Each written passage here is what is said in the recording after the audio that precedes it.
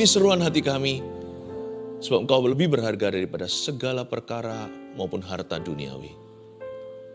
Hidup kami berpaut pada yang tidak kelihatan, yaitu Tuhan.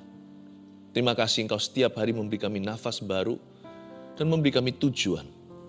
Terima kasih hadirat-Mu itulah harta sorgawi dan kasih-Mu Tuhan yang tak terbatas adalah aset kami terbesar. Terima kasih untuk kesetiaan Tuhan bagi umat-Mu, keluarga Saat Teduh. Berkati kami sekali lagi dengan firman-Mu, dan biarkan hamba-Mu selalu bersembunyi di balik salib-Mu, supaya front view, supaya pandangan di depanku adalah Tuhan. Sampaikan firman-Mu yang mengubahkan Tuhan Yesus. Beri kuasa hari ini ya Tuhan Yesus untuk manusia berubah, dan untuk terjadi terobosan-terobosan baru khususnya dalam bidang profesi yang digeluti oleh umat-Mu. Dalam nama Tuhan Yesus, haleluya. Amin. Praise the Lord, puji Tuhan. Seperti doa tadi, saya ingin sekali berdoa agar profesi Anda sekalian diberkati, keluarga Saat Teduh tercinta. Hari ini saya menyampaikan sebuah prinsip kerajaan Allah. Judul khotbahnya adalah sambil memberkati kita diberkati. Supaya kita tidak syarat dengan perkara-perkara dunia, hati kita itu harus menghayati satu perkataan Tuhan Yesus. Sebab lebih diberkati untuk memberkati, lebih diberkati untuk memberi daripada untuk menerima. Sekali lagi, it is more blessed to give than to receive. Jauh lebih diberkati ketika kita memberi daripada waktu kita menerima. Tapi hari ini kita juga diingatkan bahwa Tuhan tidak pernah berhutang budi. Karena itu sambil memberkati, kita pun akan semakin diberkatinya. Amsal 3, 9-16 bunyinya. Muliakanlah Tuhan dengan hartamu dan dengan hasil pertama dari segala penghasilanmu. Maka lumbung-lumbungmu akan diisi penuh sampai melimpah-limpah, dan bejana pemerahanmu akan meluap dengan air buah anggurnya. Hai anakku, janganlah engkau menolak didikan Tuhan, dan janganlah engkau bosan akan peringatannya. Karena Tuhan memberi ajaran kepada yang dikasihinya, seperti seorang ayah kepada anak yang disayangi. Berbahagialah orang yang mendapat hikmat, orang yang memperoleh kepandaian, karena keuntungannya melebihi keuntungan perak, dan hasilnya melebihi emas. Ia lebih berharga daripada permata, apapun yang kau inginkan tidak dapat menyamainya. Umur panjang ada di tangan kanannya, di tangan kirinya kekayaan dan kehormatan. Sambil memberkati kita diberkati. Mari kita baca ayat 9 sekali lagi. Muliakanlah Tuhan dengan hartamu dan dengan hasil pertama dari segala penghasilanmu. Pengajaran hari ini dibuka dengan sebuah perintah untuk memuliakan Tuhan di atas harta benda. Bukan hanya memuliakan Tuhan itu bisa kita lakukan saat kita memuji, mengagungkan namanya. Memuliakan Tuhan itu terlebih dahulu adalah sebuah sikap hati atau cara pandang yang benar. Cara pandang kita terhadap harta yang kita miliki itu seperti apa? Apakah kita mengira bahwa kitalah pemiliknya? Kalau kita menganggap kita yang memiliki semua itu, kita tidak memuliakan Tuhan, berarti kitalah tuannya. Mengakui Tuhan sebagai Tuhan atas segalanya, termasuk harta benda kita, termasuk apapun yang kita miliki dalam hidup ini, barulah kita bisa menjadi berkat di dalam segala sesuatu, dalam segala mata penghasilan kita. Acknowledging that Jesus is the Lord of all, mengakui bahwa Tuhanlah yang memiliki segala sesuatu, membuat kita mudah untuk bisa murah hati sama orang lain. Kenapa ada orang yang kikir, yang pelit di dalam hidup ini? Karena mereka merasa mereka yang berhak. Tapi kalau kita tahu bahwa Tuhan yang punya semuanya, maka kita belajar dengar-dengaran dengan hati Allah. Kita jadi orang tidak menggenggam begini dengan perkara duniawi. Karena kita tahu semua itu hanya lewat lalu. Kita ini hanyalah orang-orang yang diberikan kepercayaan. Semua yang kita miliki dalam hidup ini yang sifatnya materi itu hanyalah kepercayaan ilahi. Kalau kita bisa berpikir begitu, baru kita selaras dengan firman. Muliakan Tuhan dengan hartamu artinya akui dulu bahwa Tuhan yang punya segala sesuatu. Kalau enggak, kalau kita punya konsep salah, persepsinya tidak benar, paradigmanya tidak betul, percuma kita mengaku-ngaku dengan mulut kita kalau di dalam hati kita kita memberhalakan harta benda. Kalau diam-diam tanpa kita akui, kita percaya bahwa kitalah Tuan atas hak milik kita. Kalau begitu lihat ya, nanti sama Tuhan tidak akan pernah berserah penuh. Sama Tuhan juga nggak akan bisa nurut. Ketaatannya tidak akan ikhlas. Orang yang salah paham cara pandangnya, orang itu susah untuk mentaati perintah-perintah Allah. Muliakanlah Tuhan dengan hartamu itu artinya gain the right perspective about wealth. Mari kita dapatkan perspektif yang benar tentang material. Tentang harta benda dunia. Lalu ayat 10 dikatakan, kalau kita sudah betulkan di dalam diri kita cara pandang yang salah, lalu kita belajar taat pada perintah-perintahnya, kita belajar nurut sama tuntunannya, maka lumbung-lumbungmu akan diisi penuh sampai melimpah-limpah. Dan bejana pemerahanmu akan meluap dengan air buah anggurnya. Hati-hati ya, ayat 10 tidak boleh kita pakai untuk menuntut Allah. Sebab Tuhan tidak berutang budi sama siapa-siapa. Tuhan itu berhak memberkati kita, dia juga berhak untuk tidak memberkati kita. Maksudnya secara materi. Kalau secara rohani, so pasti Tuhan pasti memberkati. Karena kalau kita punya hati yang benar di hadapan Tuhan, bukannya kita dapat berkatnya, kita memperoleh Sang Pemberi berkat. Kita punya hubungan yang beres dengan Tuhan Yesus. Kita punya hubungan yang intim dengan Tuhan. Siapa memiliki Tuhan punya segala-galanya, sekalipun dia tidak punya segala sesuatu. Sekalipun kita itu terbatas secara hak milik benda, tapi kalau hati kita itu beres di hadapannya, maka kita punya hubungan tidak terputus dengan Yesus. Bukankah itu berkat tertinggi?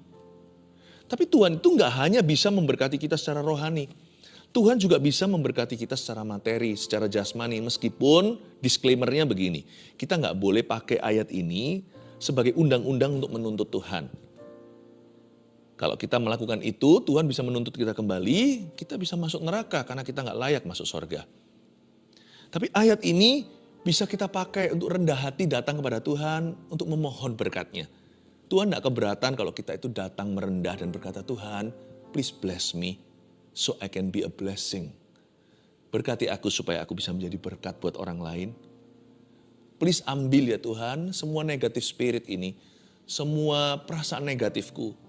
Bantu aku Tuhan, bebaskan aku dari cekikan, bukan dosa, tapi cekikan masalah, cekikan hutang piutang.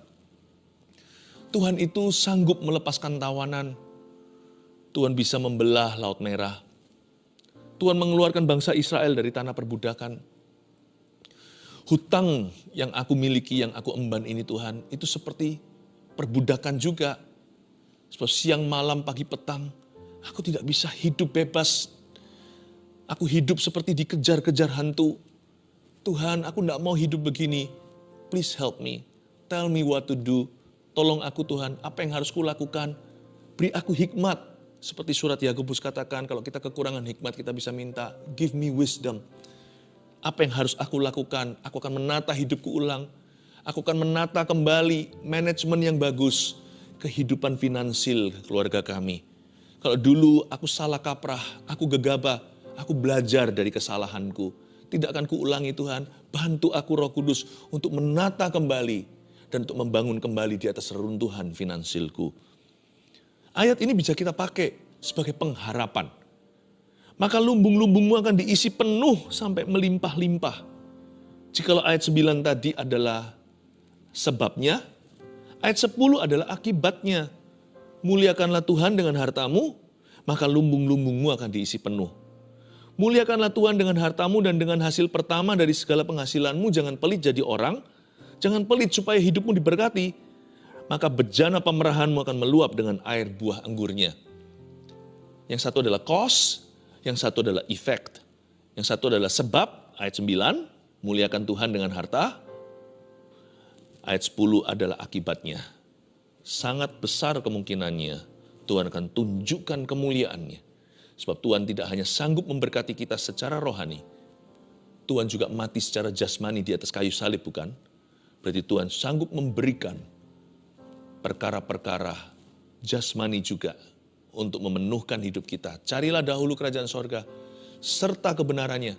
Hati itu harus selalu rindu untuk melakukan apa yang Tuhan katakan. Itu maksudnya cari kerajaannya. Itu maksudnya cari kebenarannya. Aku mau hidup benar di hadapan Tuhan luar dalam. Maka segala sesuatu akan ditambahkan. Apa yang ditambahkan? Segala sesuatu yang ditambahkan itu di kitab Injil Matius. Tuhan tadinya jelaskan burung pipit di udara tidak bekerja tetapi diberi makan. Bunga di padang dia hiasi. Semua bicara tentang berkat jasmani yang dicari oleh orang-orang duniawi. Setiap hari pikiran mereka hanya itu saja. Itu yang dicari oleh orang-orang yang tidak takut akan Allah. Tapi Bapamu tahu apa yang kau butuhkan sebelum kamu memintanya. Apa maksudnya segala sesuatu ditambahkan? Maksudnya perkara-perkara jasmani ini kebutuhan kita, bahkan keinginan. Ini baju kita, makan minum kita, pekerjaan kita, keuangan juga. Yang disebut segala sesuatu ditambahkan itu areal materi. Sedangkan carilah kerajaan sorga dan kebenarannya itu areal rohani. Kalau ini beres dulu kerohanian, percayalah Tuhan itu adil dan benar. Tuhan tidak akan pernah membiarkan orang benar itu sendirian, tidak pernah meninggalkan mereka. Dan Tuhan tidak akan mengizinkan keturunan mereka minta-minta roti di jalan. Allah kita itu sanggup dalam segala kekayaan dan kemuliaannya dalam Yesus Kristus Tuhan di sorga. Dia sanggup memenuhi dan memenuhkan kebutuhan kita. Muliakan Tuhan dengan hartamu. Miliki dulu sifat dan sikap hati yang benar. Maka lumbungmu akan diisi penuh. Ayat 11, hai anakku, janganlah engkau menolak didikan Tuhan. Dan janganlah engkau bosan akan peringatannya. Jangan pilih-pilih pengajaran, maksudnya ayat ini. Setiap kebenaran itu kita butuhkan. Giving, firman tentang memberi itu tidak populer. Tetapi itu juga firman Allah. Kita nggak boleh tebang pilih kalau mau belajar kebenaran, kalau mau cari kerajaan sorga, maka kita harus menerima seluruh atau semua kebenarannya. Dan motivasi saya mengajarkan soal memberi, soal memberkati ini, motivasiku murni.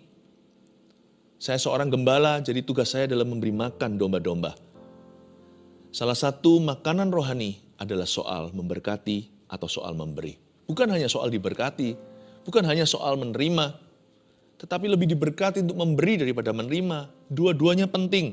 Malahan kita harus mengerti, sambil kita memberkati, sambil kita memberi, kita pun akan semakin diberkatinya. Motivasi saya murni mengajarkan ini kepada Anda. Tidak ada penggalangan dana.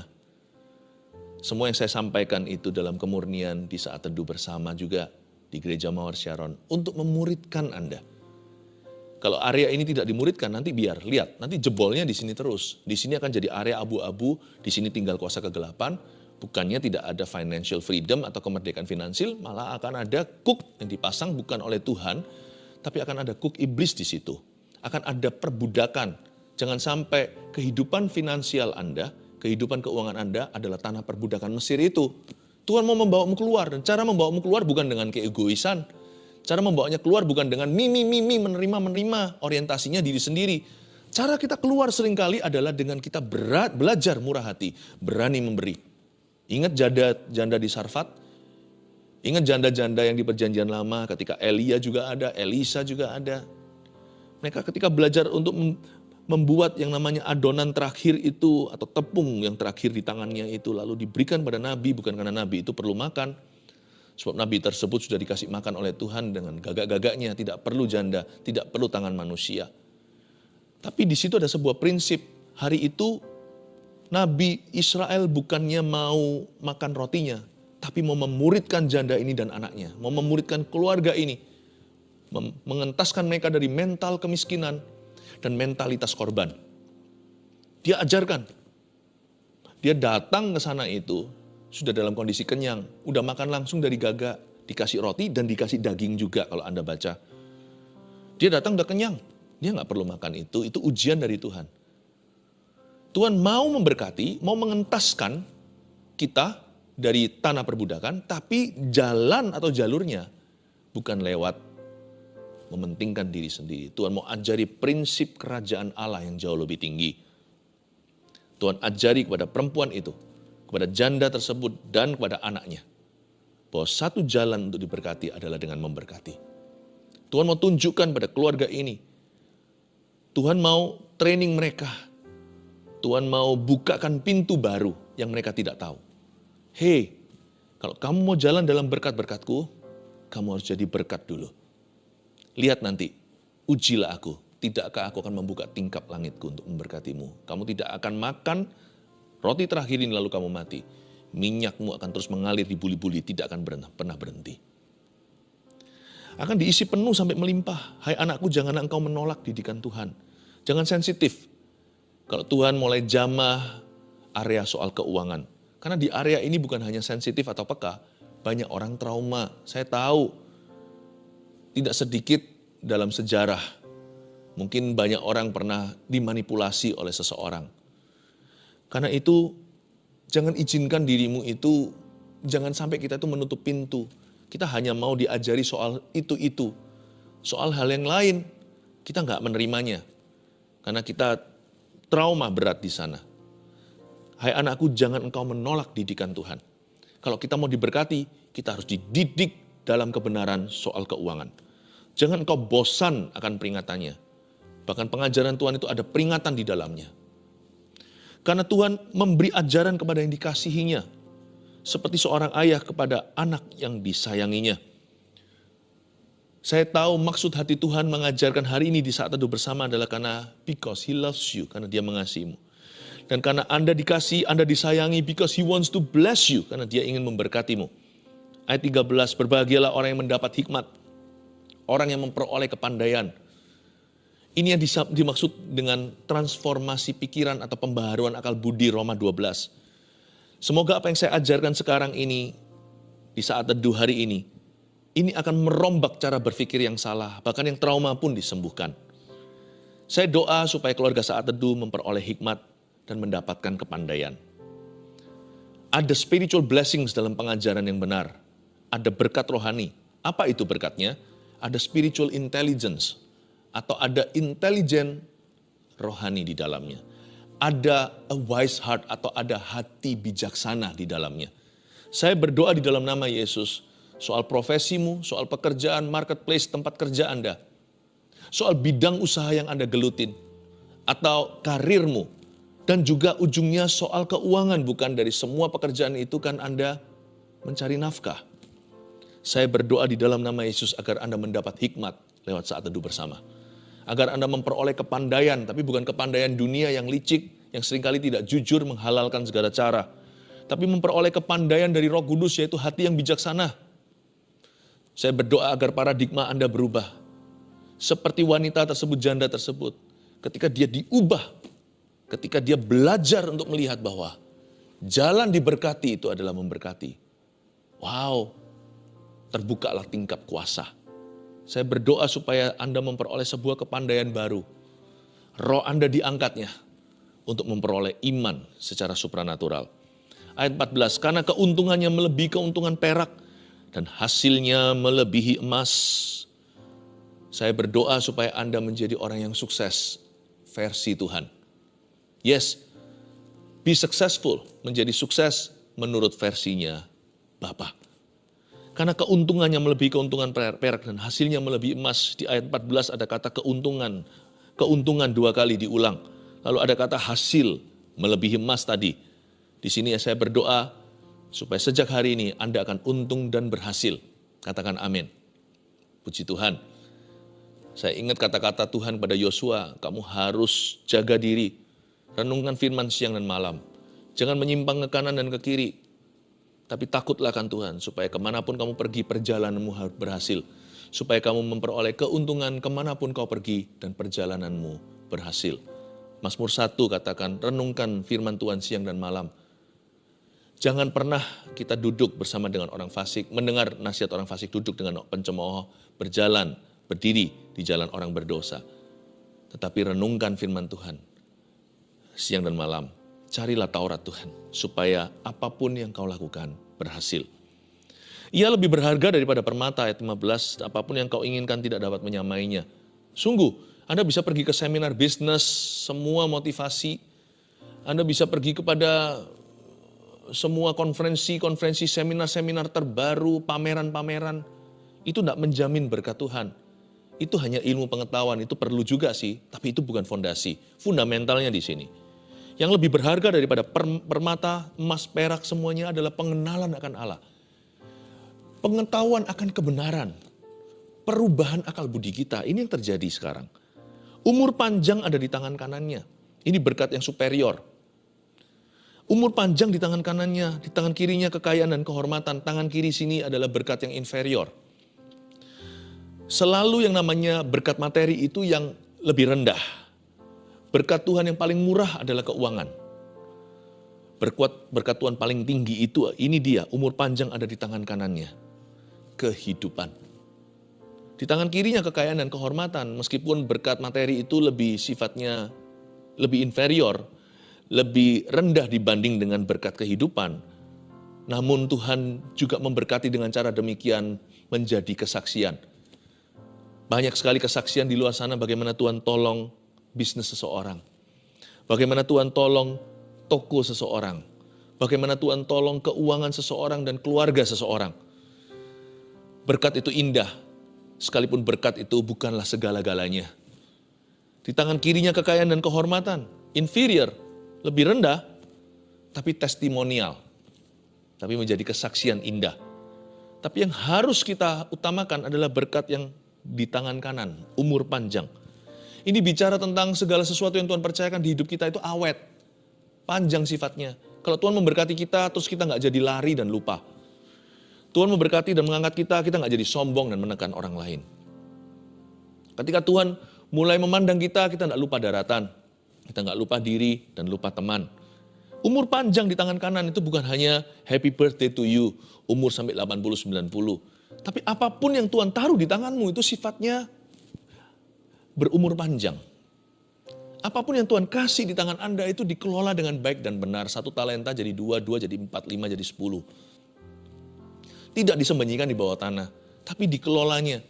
Awet gitu di tangan orang tertentu, karena orang itu punya hubungan dengan Tuhan.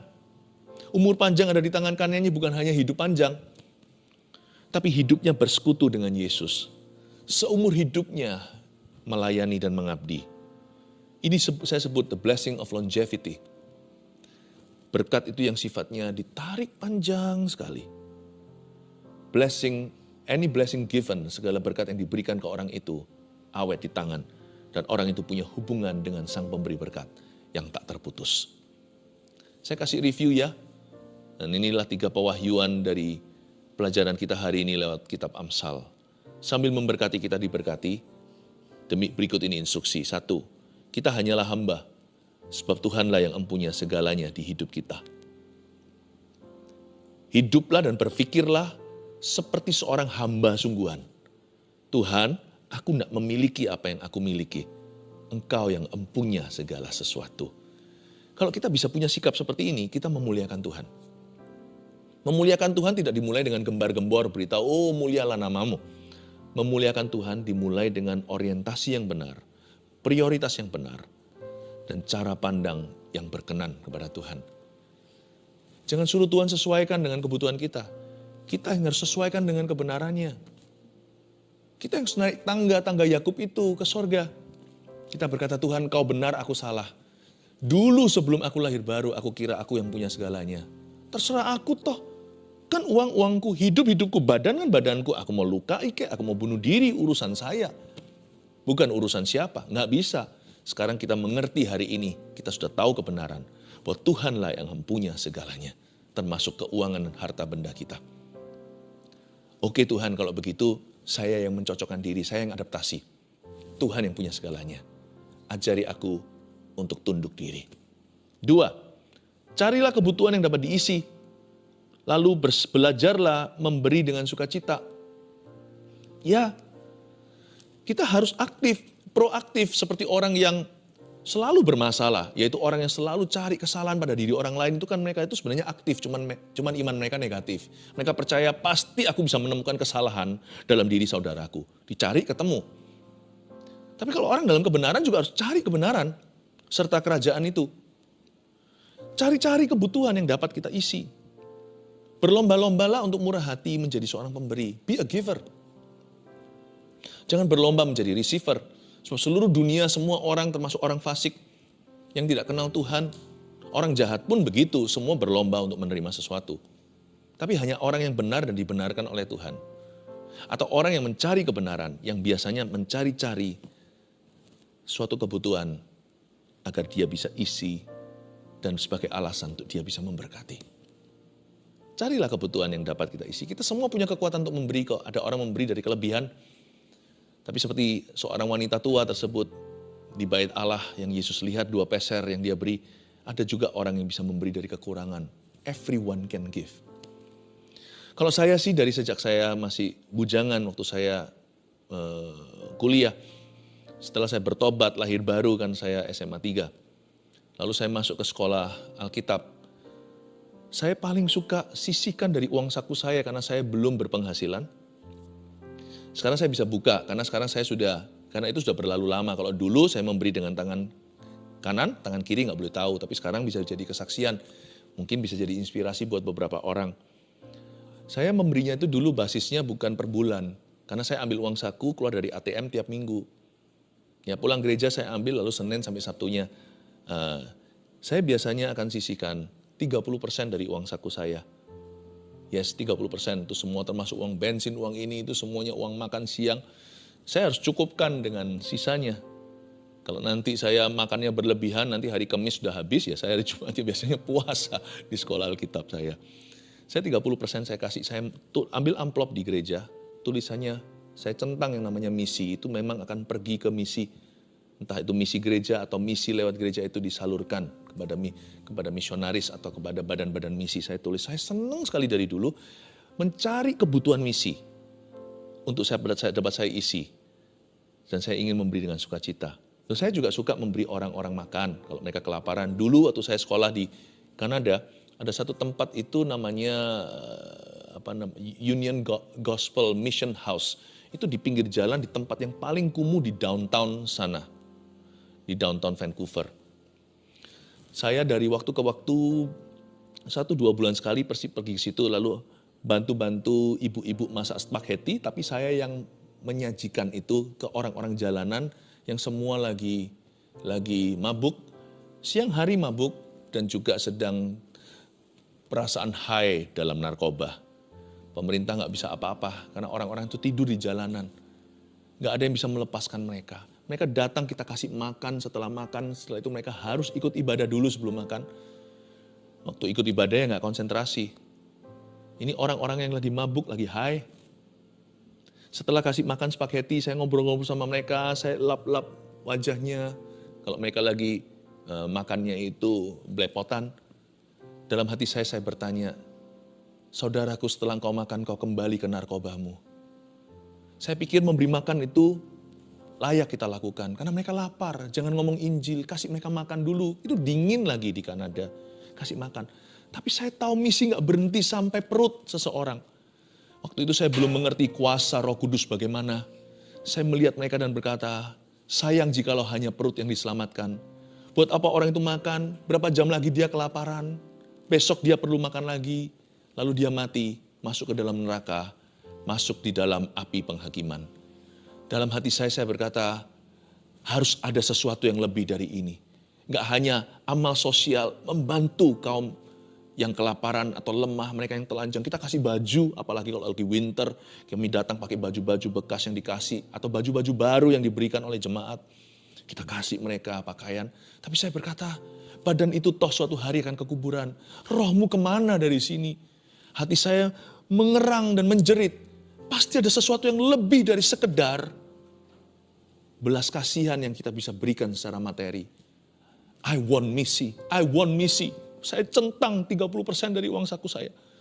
Pertama kali langsung hari Minggu saya masukkan dan saya tulis di situ. Ini adalah untuk misi, untuk memberitakan Injil. Cari kebutuhan yang dapat diisi. Lalu belajarlah memberi dengan sukacita. 3, ini janji Tuhan. Tuhan sanggup terus-menerus memberkati kita dengan tiada hentinya. Makanya ada ayat umur panjang di tangan kanannya. Berkat Tuhan itu panjang. Terus-menerus Tuhan jadikan kita langganan. Langganan diberkati karena kita langganan memberkati. Arti umur panjang itu jangan genggam begini. Apapun ya yang materi dalam hidupmu jangan digenggam begitu. Nanti Tuhan nggak bisa berikan lagi. Dan apapun yang Tuhan berikan juga nggak keluar dari situ. Dibuka-buka paksa juga nggak mau. Sama Tuhan tuh belajar begini, berserah. Supaya berkat itu bisa melewati. Ada bagianmu, ada bagian orang lain melaluimu. Supaya kita bisa menjadi saluran, bisa menjadi channel, bisa menjadi kerannya Tuhan. Jangan lupa, jangan takutlah, jangan khawatir kalau kita menjadi keran. Masa kita sendiri gak basah? Mana ada keran waktu dibuka dia kering? Kalau ada airnya pasti dia basah. Kita sendiri pun akan dibasahi dan diberkati. Sambil memberkati kita diberkati. Umur panjang di tangan kananmu. Kalau memberi sama Tuhan, Tuhan kita belajar jadikan itu gaya hidup kita. Sebab Tuhan kita sanggup terus menerus memberkati kita tiada henti-hentinya. Amin.